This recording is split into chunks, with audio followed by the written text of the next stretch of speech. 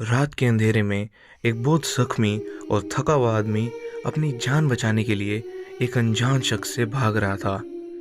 उसके चेहरे पर डर और परेशानी के अलावा और कुछ नहीं था, लेकिन जो उसका पीछा कर रहा था उसके मन में सिर्फ एक ही इरादा था, उस आदमी को जान से मारने का।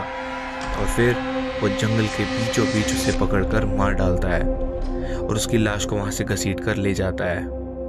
कहानी की शुरुआत एक ऐसे छोटे प्यारे परिवार से होती है जो अपना रोड ट्रिप एंजॉय करने के लिए घर से निकलते हैं। वो अपनी बस को रोड साइड पर रोक कर बारबेक्यू एंजॉय कर रहे होते हैं। इस परिवार में टोटल 4 सदस्य थे, 2 बच्चे और उनके माँ बाप। बच्चों का नाम होता है जेफ और एमी और माँ बाप का नाम होता है कैथ और कैथलीन। केथ यहाँ पे अपने परिवार के लिए बारबेक्यू पर खाना बना रहा होता है। जेफ खुशी खुशी अपना स्टेक खाता है और उसकी बहन एमी, जो कि थोड़ी इंट्रोवर्ट होती है, वो वॉक पर चली जाती है। जैसे ही एमी थोड़ा दूर जाती है तभी 2 लोकल आदमी अपने ट्रक को वहां पे रोकते हैं। अपना नाम बिली और वन बताकर ये दोनों कहते हैं कि वो अपने कजन मैक्स को ढूंढ रहे हैं, जो पिछली रात को गायब हो गया था। केथ ने कहा कि वो किसी मैक्स के बारे में कुछ नहीं जानते, पर वन बात को आगे बढ़ाता है। वो उनके घर के बारे में और जानने की कोशिश करता है, पर केथ उसे सीधा सीधा मना करके वहां से वापस जाने को कहता है। जेफ यहाँ पे उन दोनों को अपनी चॉकलेट्स देने की कोशिश करता है, एक फ्रेंडली रूप में। जैसे ही वन चॉकलेट्स खाता है तभी एमी वहां आ जाती है। बिली और वन की नज़र उस पर पड़ती है, जैसे कि वो उसे खाना चाह रहे हो।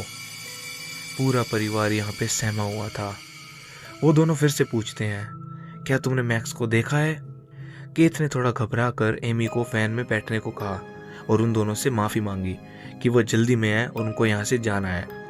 फिर ये परिवार अपने बस में बैठकर वहाँ से निकल पड़ता है। फाइनली वो एक चैन की सांस लेते हैं कि आखिरकार वो किसी बड़े पंगे में फंसते फंसते बच गए।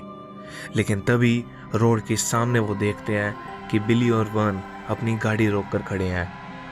यहाँ पे कैथलीन अनकंफर्टेबल फील करने लगती है। उसे लगता है कि कुछ बहुत ही भयानक होने वाला है। वन के हाथ में एक शॉटगन होती है और वो दोनों धीरे धीरे इनकी बस के पास आते हैं।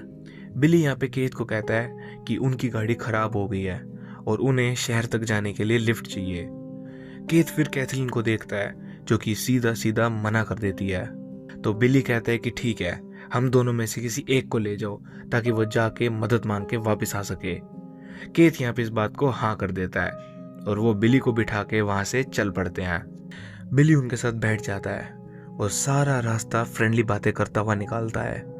वो जेफ के साथ गेम भी खेलता है, पर कैथलीन को अभी भी कुछ ठीक नहीं लग रहा होता।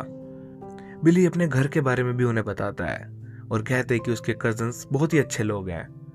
लेकिन तभी जैसे ही बिली जेफ की नोटबुक को उठाता है, उसके चेहरे का रंग बदल जाता है। वो देखते हैं कि नोटबुक तो मैक्स की है। उसके तुरंत बाद हम देखते हैं कि जेफ बिना कुछ सोचे समझे बिली को जान से मार देता है, बहुत ही खूंखार तरीके से। उसके चेहरे पे बहुत ही अजीब तरीके की हंसी होती है। लेकिन दिक्कत की बात तो ये होती है कि परिवार में कोई भी इस चीज़ से सरप्राइज नहीं होता, बल्कि वो शांत बैठे रहते हैं, जैसे कि ये सारी चीज़ प्री प्लान्ड थी। और फिर ये सच सामने आता है कि इसी परिवार ने पिछली रात मैक्स को भी जान से मार दिया था। लेकिन क्यों? इसका जवाब अभी किसी को नहीं पता। और फिर हम देखते हैं कि ये परिवार बिली के शरीर के टुकड़े टुकड़े करके उसको फ्रीजर में डाल देता है। दरअसल ये परिवार एक कैनिबल है, जो कि लोगों को मार के खाना पसंद करता है। लेकिन ऐसा क्यों है? इसके पीछे क्या राज है? दोस्तों, अगर तुम्हें ये वीडियो पसंद आ रही हो तो इसको ज़रूर लाइक, शेयर या सब्सक्राइब कर देना। और अगर तुम इसका पार्ट 2 चाहते हो तो कमेंट्स में लिख देना।